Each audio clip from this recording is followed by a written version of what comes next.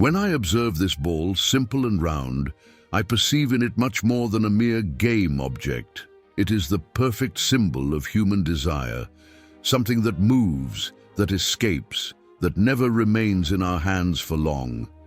Every throw is, in fact, an unconscious attempt to capture what we lack. Man projects onto the ball the impulse to dominate the uncontrollable. Chance, error, life itself. Basketball, at first glance, seems like a simple sport.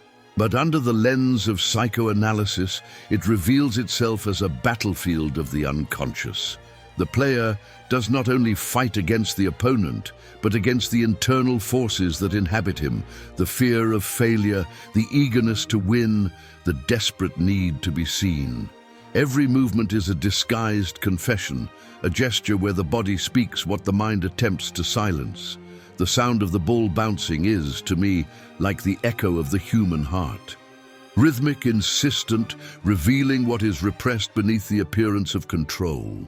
The player believes he is directing the game, but deep down he is directed by it. The pleasure of victory, the pain of defeat, the audience's gaze, all this feeds the ego, that fragile mediator between instinct and morality, between wanting and duty. When the athlete leaps toward the basket, I see there the purest expression of the human soul. The desire to elevate oneself, to overcome one's own limitations, to reach the unreachable. But inevitably, the body returns to the ground. Gravity is the constant reminder that no desire is ever completely fulfilled, and it is precisely this lack that keeps us trying. Perhaps then basketball is more than a game. Perhaps it is a mirror of existence itself. We dribble past obstacles, we miss, we score. We seek the gaze of others to confirm that we are still here. And with every bounce of the ball, we repeat the same silent ritual. Desire returns, and with it, the eternal attempt to understand who we truly are. The game begins, and with it, a scene repeats itself. Bodies that run, collide, rise and fall. To the eyes of reason, it seems like mere competition, but to the gaze of the unconscious, it is the theater of desire. The athlete runs not only in search of points, but for the invisible approval that dwells within him. He wants to be seen, recognized, celebrated. He wants to prove, even if for an instant, that the void can be overcome by the gesture. I see in every dribble the attempt to control the impulse. The player masters the ball as man attempts to master his own instincts. The id wants to rush forward, break limits, satisfy itself. But the ego contains it, dictates the pace, tries to transform chaos into art. The superego, in turn, watches from the high stands, judging every failure, silently punishing the error, rewarding success with ephemeral glory. There is something profoundly erotic in the dynamic of the game, not in the vulgar sense, but in the vital sense. It is eros that moves the body, that makes it seek the other, compete, create, win. And there is also thanatos, the opposing drive, always present, the error, the fall, the exhaustion. Basketball, like the psyche itself, is driven by the tension between life and death, between pleasure and frustration, between elevation and the inevitable descent. I observe the audience, thousands of eyes fixed on the court, living through those moving bodies. They project onto the players their own repressed passions, their fears and desires. When a shot is successful, everyone cheers as if the triumph were collective. But in truth, it is the unconscious of each individual that recognizes itself there. For an instant, they too conquer their own invisible barriers. The game is, therefore, a catharsis, a ritual where man expresses what he cannot say. In the sweat, the breath, the speed, the unconscious finds a way to manifest itself. Basketball is a language, and like all symbolic languages, it says what is hidden. It is the stage where desire is revealed, disguised as movement, and the unconscious once again finds its voice. When I observe this game through the lens of psychoanalysis, I notice something fascinating. The id, The ego and the superego are not just inside each player, they are across the entire court, in constant dialogue. The id pulses in the raw desire to win, in the impulse to attack, to dominate. It is the primitive instinct that shouts, "I want." The ego attempts to mediate this cry, seeking balance, strategy, and control. And the superego, represented by the rules, the referee, and the judging gazes of the audience, imposes the limit, constantly reminding everyone that pleasure has a price. The id, impetuous, wants to run without thinking. It feels the energy of the crowd as an ancestral call. It is the life impulse, the eros that moves the body to action. However, the ego intervenes, rationalizes, calculates. It says, wait, observe, think. It is the ego that transforms the chaos of instinct into technical precision, coordination, and art. And the superego watches it all, silent and severe, evaluating every decision. A mistake is more than a mistake. It is a moral failure, a sign of weakness. With every shot, these three elements dance together. The id throws the ball with the full force of desire. The ego guides the gesture, giving it direction and form. The superego watches from above, ready to approve or condemn. If the ball hits the basket, the pleasure is immediate. The id exults, the ego is glorified, and the superego grants a brief sensation of approval. But if it misses, guilt, shame, and the judging gaze emerge. The entire psyche is revealed in a single movement.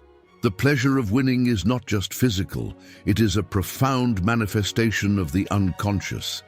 It is the symbolic return to childhood, to that moment when we sought the father's look of approval, the mother's smile of recognition. The victorious athlete is, for a brief moment, the child who was finally seen, understood, and loved. That is why victory is so sweet and defeat so bitter. They reenact the primal dramas of the human soul. Even the error in basketball possesses a hidden meaning. To err is to repeat unconsciously the desire for punishment, the return to trauma, the reminder that we are not perfect.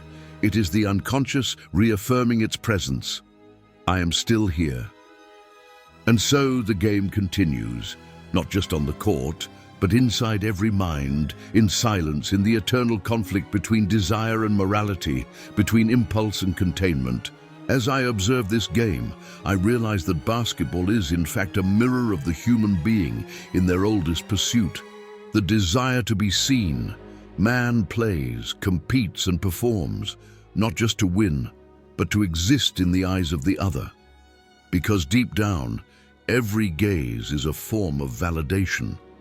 And without that gaze, the gaze of the other, of the audience, of the symbolic father figure, the ego wavers, feels invisible, and fears disappearing.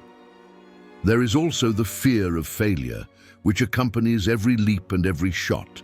This fear is not just about losing the game, but about revealing one's own insufficiency. The error awakens the internal voices of the superego, severe, critical, echoing old demands. The human psyche fears failure because it awakens the primordial feeling of rejection. When the ball doesn't go in, the unconscious relives the trauma of not having been accepted, loved, or chosen. The illusion of control is another fascinating aspect. The player believes they dominate the game, the time, the result. But in reality, they are merely participating in a cycle that surpasses them. Life, just like basketball, is governed by forces we do not fully comprehend. The ego creates the fantasy that everything depends on us, but the unconscious knows.